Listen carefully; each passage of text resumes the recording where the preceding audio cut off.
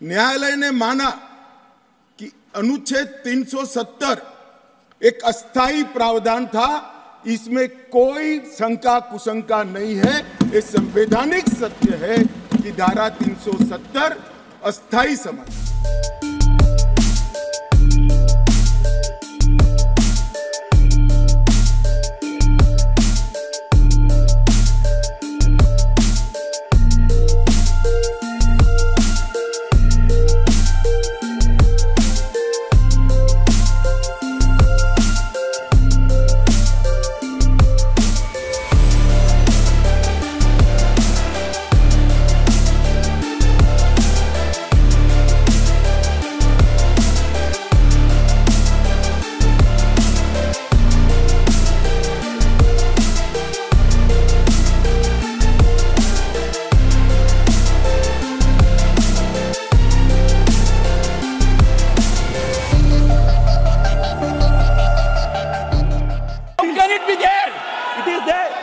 I'm so sorry. You are in the wrong. No, sir. With the Why are you keeping silence on such an issue? With the federalism. Take your seat. You have forfeited your right to hold the floor. Please, sir, take your seat. It is no, your time is also over. No, sir. Digvijay ji, I am saying your time is over. Sir, it is wrongly understood by the chair.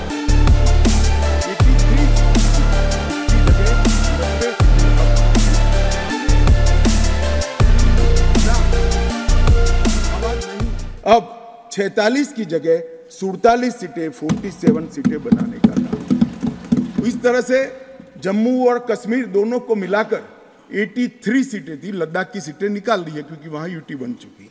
83 सीटें थी, उसकी जगह 90 सीटें अब delimitation commission ने करी है, जिसको भारत सरकार ने माना है। और पाक ऑक्यूपाई कश्मीर की 24 सीटों को आरक्षित रखा गया है, क्योंकि हम अभी भी मानते हैं जिसको जो बोलना है वो बोले। इस सदन में बोला हुआ शब्द इतिहास बनता है। मैं आज फिर से कहना चाहता हूं, पाक ऑक्यूपाई कश्मीर भारत का है, हमारा है और हमसे कोई नहीं चाहता। न्यायालय ने माना कि अनुच्छेद 370 एक अस्थायी प्रावधान था, इसमें कोई शंका कुशंका नहीं है। ये संवैधानिक सत्य है कि धारा 370 अस्थायी समाधान।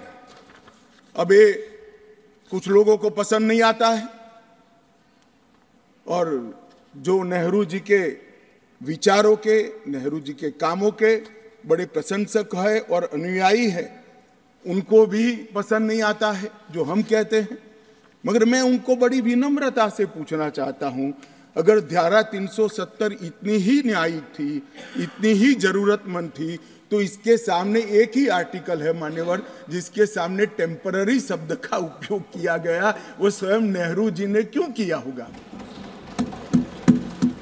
जो लोग कहते हैं कि धारा 370 परमानेंट है, वो संविधान सभा की मंशा का अपमान कर रहे हैं, संविधान का अपमान कर रहे हैं। मान्यवर, आज सुप्रीम कोर्ट ने कह दिया है कि इसका मतलब यह है, ये जो कहा धारा 370 अस्थायी प्रावधान था, इसका मतलब यह है कि ये दावा याचिकाकर्ता का 370 को कभी हटाया ही नहीं जा सकता।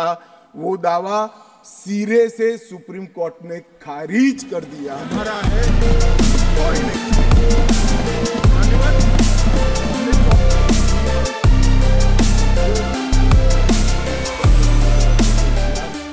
मान्यवर, मैं आज बताना चाहता हूं आपको, इसलिए बताना चाहता हूं कि हमने सिर्फ टेररिज्म के खिलाफ आवाज नहीं उठाया है, टेररिज्म के खिलाफ आवाज नहीं उठाया है, इस पर आक्रामक कार्यवाही करी, ऐसा नहीं है। हमने टेररिज्म की इको सिस्टम को खत्म करने का काम किया। जो टेररिज्म को फाइनेंस करते थे उन पर भी काम किया है। एनआईए द्वारा टेरर फाइनेंस के केस 32 रजिस्टर किए गए 2014 के पहले, एक भी केस। मैं आज बताना चाहता हूं, पहले 2014 के पहले और आर्टिकल 370 नाबूद होने के पहले आपने देखा होगा आतंकवादियों के जनाजों में 25-25 हजार की भीड़ आती। मैं सभी सदस्यों को कहना चाहता हूं, एक भी दृश्य अभी देखा है 370 के बाद? ना, कोई नहीं करता साहब, क्योंकि हमने निर्णय किया है जो भी आतंकवादी मारा जाएगा उसी जगह पे संपूर्ण धार्मिक सम्मान और रीति रिवाज के साथ वहीं दफना दिया जाएगा। ये स्टोन पेल्टिंग क्यों कम हुई? जितनी नौकरियों की एडवर्टाइज है इसमें सरकार ने तय कर लिया है कि स्टोन पेल्टिंग का एक भी केस अगर रजिस्टर है तो वो परिवार में से किसी को नौकरी नहीं मिली। क्यों ये विदेश भागकर आतंकवाद करते हैं वो लोग डरे हैं? क्योंकि हमने तय किया है जिसका परिवार का जन पाकिस्तान बैठकर आतंकवाद को प्रोत्साहन देता है उसके परिवार में किसी को नौकरी नहीं मिलेगी। मान्यवर, हमने तय किया है कि जो टेलीफोन रिकॉर्ड के आधार पर प्रस्तापित होता है कि किसी का परिवार का व्यक्ति लिप्त है आतंकवाद को बढ़ावा देने में, तो नौकरी में है तो भी उसको डिसमिस करने के सर्विस रूल्स हमने बनाए।